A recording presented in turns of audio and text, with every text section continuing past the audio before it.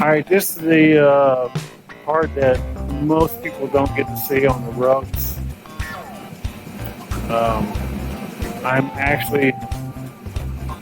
I got air going underneath the rug, so most of us, or some of us, call it floating the rug.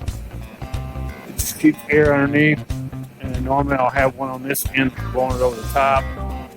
That'll be later, but yeah, I just have two sports water jugs. I got them full of water so to hold it down, and we got the fan right there, so it literally just floats the rug. And I'll let that do that while I'm actually here, and then once I get ready to leave for the night, I will take that off of that and put it over the top so it'll dry on the top.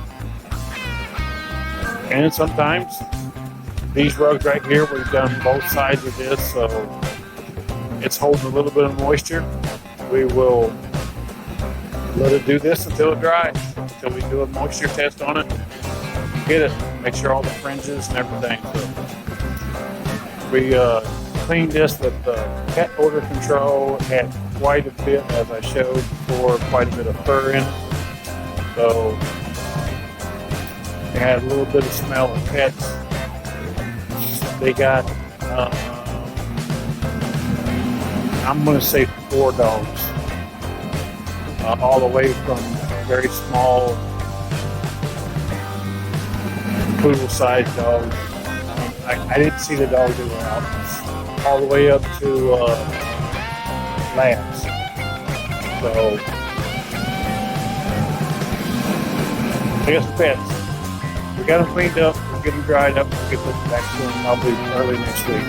We'll let it dry. It's Friday afternoon, Friday evening. And we'll let it dry and do its thing. So we're floating the rug. All right, give us a call, guys. 513-817-1700. Omega-free reflections. You can take care of them area rugs. All right, see you guys next week.